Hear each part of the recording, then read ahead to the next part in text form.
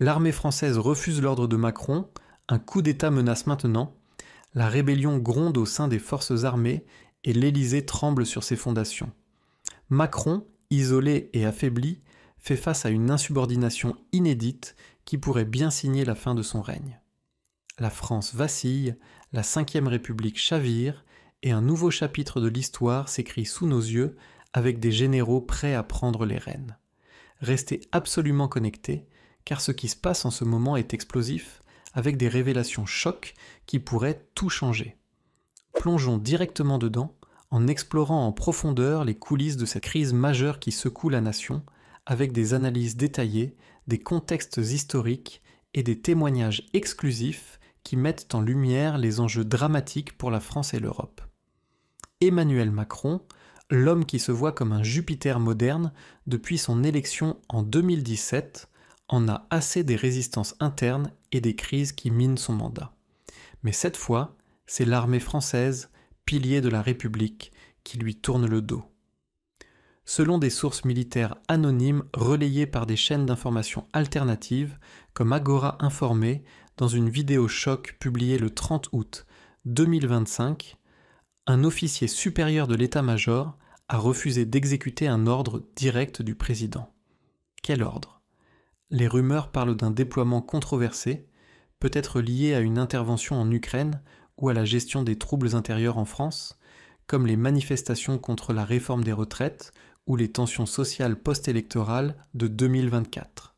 Cet officier, décrit comme un vétéran décoré avec des décennies de service, aurait déclaré en privé « Nous ne sommes pas des pions pour des caprices politiques. La France d'abord, pas les intérêts personnels de l'Élysée. » Une phrase qui résonne comme un cri de guerre, évoquant les heures sombres de la Ve République où l'armée a déjà joué un rôle pivotal. Mais Macron riposte, ou du moins essaie.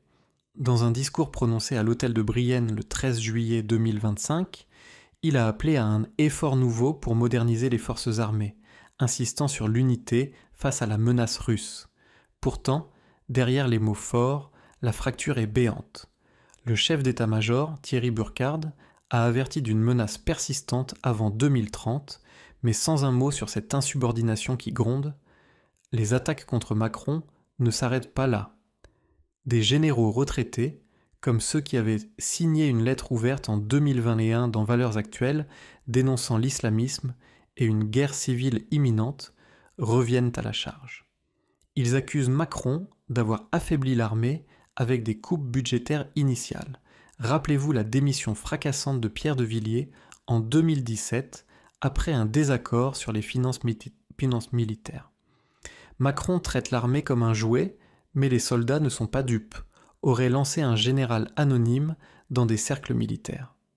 C'est une accusation qui fait mouche, révélant les profondes fissures au sein de la République où l'armée, traditionnellement loyale, commence à douter de son commandant en chef. La France va à contre-courant de ses propres institutions et refuse de se plier au chariot autoritaire de l'Élysée. Macron va encore plus loin dans son déni. Il qualifie ces rumeurs de désinformation conspirationniste, comme lors des crises passées où il a accusé les réseaux sociaux de propager des fake news. Au lieu de dialoguer, il exige une loyauté absolue, rappelant les sanctions contre les officiers dissidents. La stratégie de Macron est mal organisée, mal mise en œuvre et mal pensée, disent les critiques, et ils mettent clairement la responsabilité sur le président lui-même, qu'ils accusent d'avoir mené la France dans une impasse avec des alliances atlantistes coûteuses et des réformes impopulaires. Mais ça devient encore plus piquant avec les échanges internes qui fuitent. Dans des forums militaires privés et des chaînes Telegram, des officiers appellent Macron un banquier en chef, allusion à son passé chez Rothschild, plutôt qu'un vrai leader militaire. Ce politicien influenceur n'est pas capable de maîtriser les défis complexes d'une nation en crise, assène-t-il, faisant écho aux critiques sur son style théâtral. Un officier raconte comment ses propositions pour renforcer la défense nationale ont été rejetées à l'Élysée, soulignant que Macron priorise les apparences européennes sur les réalités du terrain. Les tensions s'aggravent encore lors d'événements majeurs.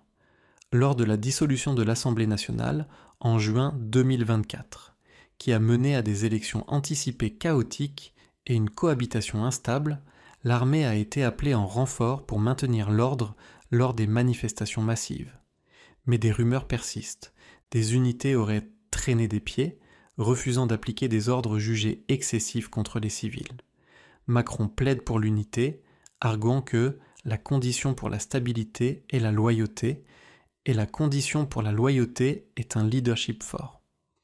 Il argue avec conviction les crises institutionnelles, économiques et sociales que traverse la France exigent une armée unie, pas divisée par des rumeurs. Macron sonne presque comme De Gaulle, qui avait écrasé le putsch d'Alger en 1961 en appelant à la résistance civile. Le message est clair. Les Français sont fatigués des scandales, las des promesses vides et des coups humains des politiques macroniennes, et personne ne sait combien de temps cette crise va durer, avec des estimations qui parlent d'une implosion avant la fin de 2025. Les rebelles au sein de l'armée ripostent avec véhémence, qualifiant les ordres de Macron de dangereux et irresponsables. Avec un désespoir visible dans leur fuite anonyme, ils demandent « Qui est-il ? Est-ce que ces enfants servent au front ? Est-ce que ces palais sont menacés ?» Pour eux, Macron ignore la dure réalité des soldats, les souffrances quotidiennes face à des budgets serrés et des missions ingrates. Pourtant, Macron reste imperturbable, rappelant ses efforts comme l'augmentation du budget militaire annoncée en 2025. Il a même consulté des alliés comme Trump lors de sommets récents, parlant des mois les plus dangereux pour la République. Macron exige que les discussions sur la défense ne se fassent pas sans l'Élysée. Nous espérons que ces officiers ne complotent pas avec des extrêmes pour des leçons de pouvoir. Se moque-t-on dans son entourage ? 5 000 € par seconde. Ces 10 secondes viennent de coûter 50 000 € aux Français. Un gouffre qui s'élargit, et tout cela, en grande partie, à cause de 7 hommes. En 7 ans de pouvoir, Emmanuel Macron a ajouté plus de 300 milliards d'euros à la dette publique. Qui paiera les intérêts ? Certainement pas lui. Il est trop occupé à envoyer des milliards en Ukraine. Pendant ce temps, il nous étrangle. Les impôts explosent. Plus de 127 milliards d'euros ponctionnés via la TVA, l'impôt sur le revenu, les taxes. Votre fiche de paie fond comme neige au soleil. En 3 ans, le prix du panier moyen a bondi de plus 22%. L'insécurité grimpe. Plus 7% de tentatives d'homicide, plus 7% de violences sexuelles, plus 6% de trafic de drogue en un an. Les jeunes se font broyer par les écrans, le système de retraite s'effondre, les usines ferment les unes après les autres, on vide vos poches pour financer la création d'un enfer. Pourquoi nos dirigeants s'acharnent-ils à détruire la France ? Réponse : l'argent. Macron et ses alliés s'enrichissent grâce au délit d'initié, au partenariat secret et à la vente du patrimoine national. Pourquoi s'arrêterait-il ? C'est trop rentable et personne ne réagit. Le peuple est tétanisé. Ceux qui ont essayé ont payé le prix fort. Alors soyons réalistes. Rien ne changera. Les impôts continueront de grimper, l'insécurité de se propager et vos poches d'être vidées. La seule solution ? Être égoïste pour vous protéger, vous et votre famille. Gagner plus d'argent, mais comment ? Travailler plus ? Faire des heures sup, ça ne sert à rien.